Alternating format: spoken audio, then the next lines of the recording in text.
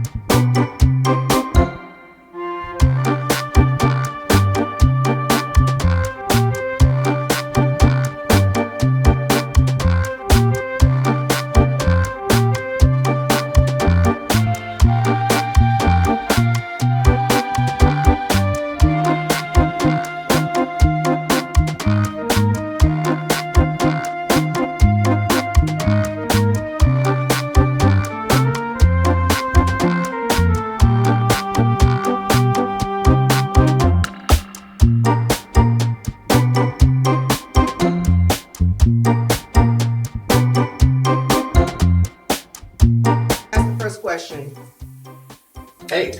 All right. My name is Mark with Blurredography. My question is: so you've created Animaniacs, Freakazoid, and so many other iconic IPs that everyone here grew up watching. How did you come up with those iconic IPs? Was it just a stroke of luck?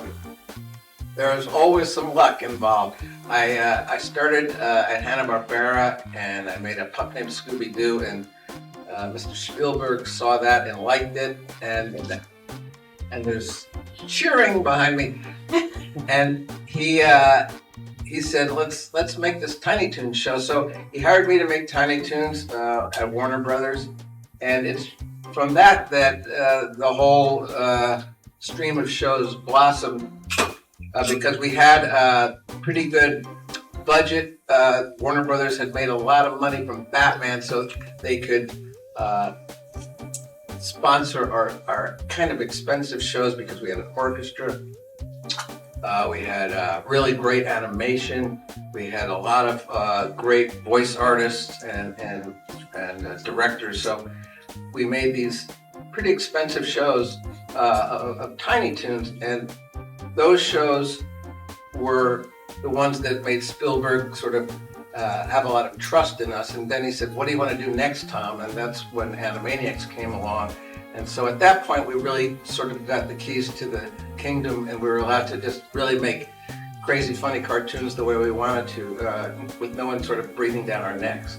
So I think that's the joy of the experience, because we really had a lot of fun making them. And I think that's why they lasted so long, because we didn't have a lot of people saying no. Yes, sir. How you doing, sir? Jamie versus the world. Hey. My question for you is, with all the pantheon of characters you've ever created, what has been your favorite and most rewarding part of the creative process and keeping that thing going? Because you have made so many, and they're so diverse. Oh, thanks. Yeah, I think Animaniacs is probably creatively the most appealing to me, the most satisfying, because we literally were allowed to just tell stories that we felt were worth telling, that were funny. We had a really great group of very funny writers, and honestly, the network wasn't getting in our way, the bosses at Warner Brothers weren't getting in our way. We were really just free to pursue our creative visions.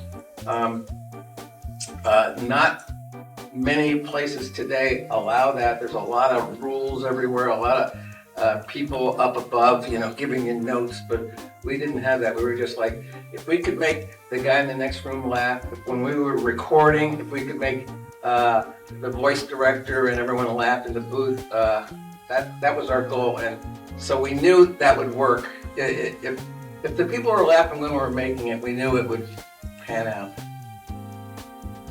Yes.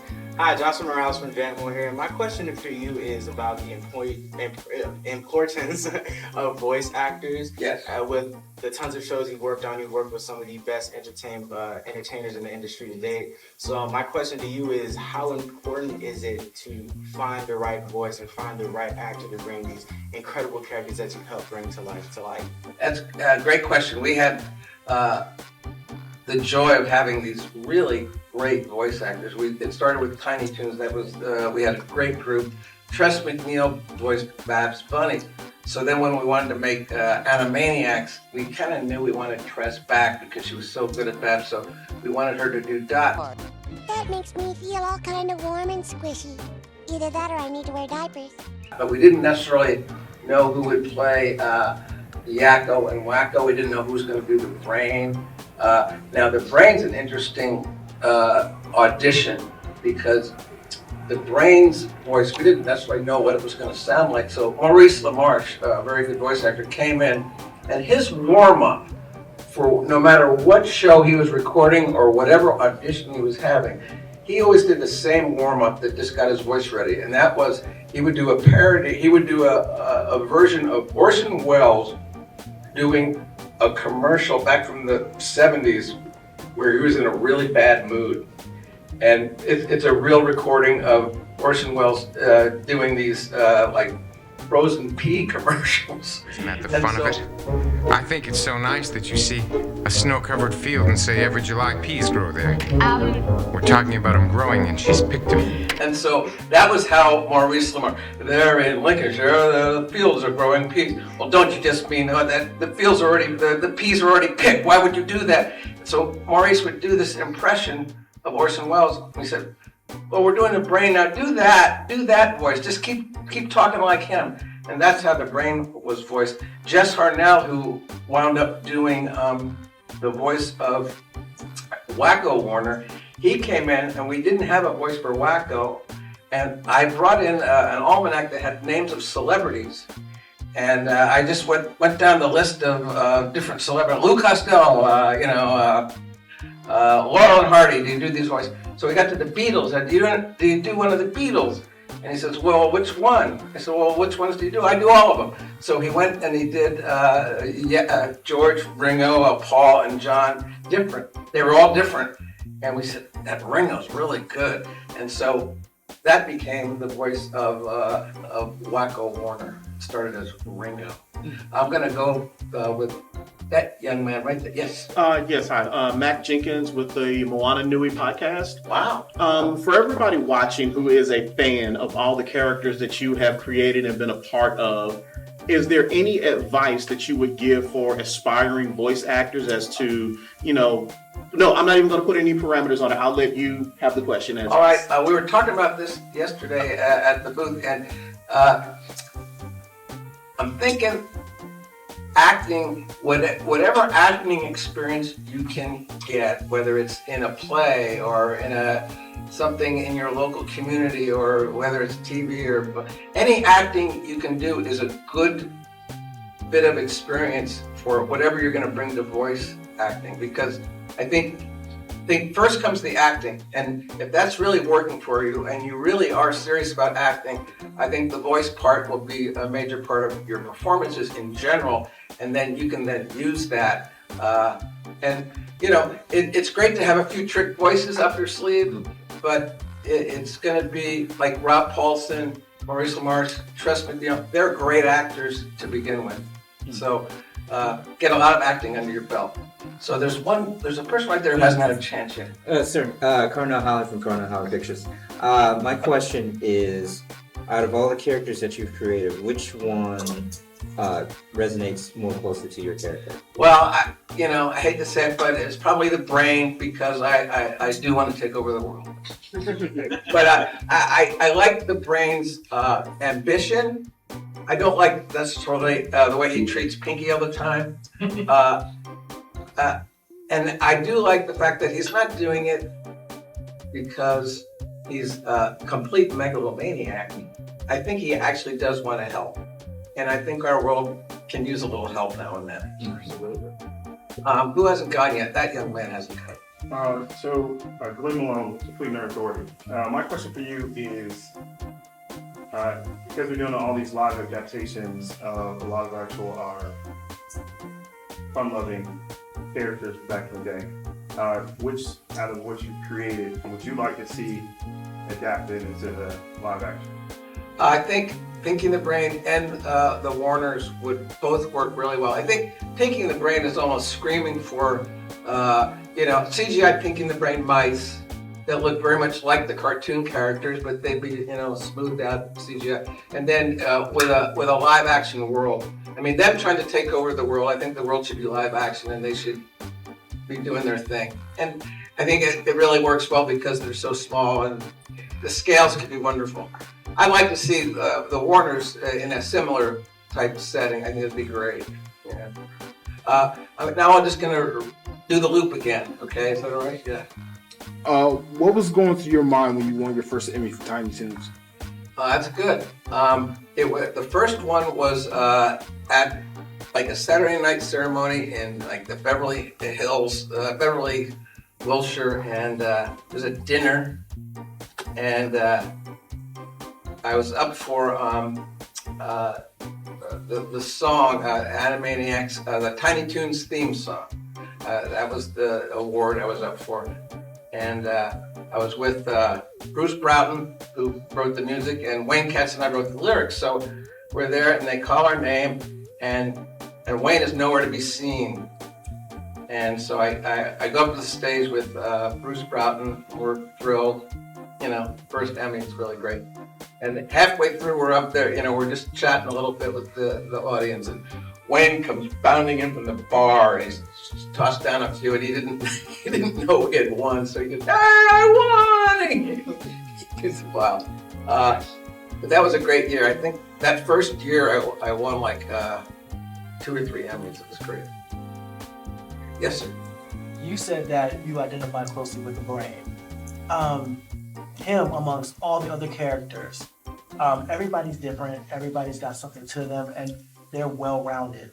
What is your creative process like to create such well-rounded characters? Oh, that's probably a bigger question than I can come up with the answer at this exact moment. But I'll just say that Pinky and the Brain were based on, because when you're in a creative job, you sort of take from anything in your life that was meaningful and works for you, because you're trying to make these shows, but there's a certain time element, you got to get it done. So anyway, Pinky and the Brain were based on 2 of my colleagues at Warner's, Tom Minton and Eddie Fitzgerald.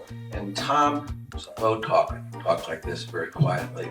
And Eddie was a close pal of him, and he was loud and boisterous. And the 2 of them would get together, and Tom would be saying something really funny, and Eddie would go, "No, nerve!" He literally said the word nerve. So for Pinky and the Brain, it wasn't like it was a tremendous amount of work for me. I just said, okay, those 2 guys are trying to take over the world. What are we going to do with them? So there's a little bit of the creative process. You steal from anything you can get.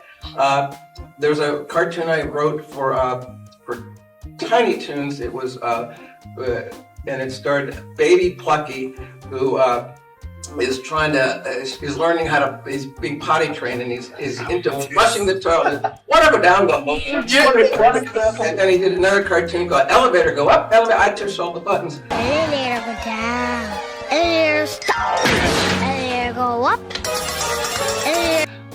Anyway, those cartoons I wrote, I didn't have to write anything, because those were all literally exactly what my kid was doing at that time. So he actually flooded a hotel room with the toilet. So anyways, I didn't have to write anything. It was like real life. Last question. Oh, right here. You've been in this industry for such a long time, and of course, with time comes changes and innovation in the industry. And I'm curious, with being in the industry, what innovation or new change that has happened in the industry has excited you the most, and you're excited to see continue to develop? That's a tough one. I think the creative process has changed, not necessarily always for the better. I think I'd like to see I'd like to see individual writers be permitted to write their own episodes, rather than every show having like a room of writers who are all yelling at each other and throwing out ideas, and then someone's picking them out. I think it's tough for an individual writer to get their hands around that or mind around that. I like that they're making animation and animated movies in different styles. I think we need to get a little bit away from the plasticine look of CGI. I think we need to get different textures in there. Not everything needs to look like a plastic toy. And I just think animation's never going to go away. I think a lot of people have done really well in animation. Right now, there's a little bit of with the streaming services, there's a little bit of a problem because they're not making any money, so they're cutting a lot of productions down to limited numbers. So I think there's a transition there. We've got a great idea for a show about a mouse. Yeah, he's a lab mouse who wants to take over the world. I don't know.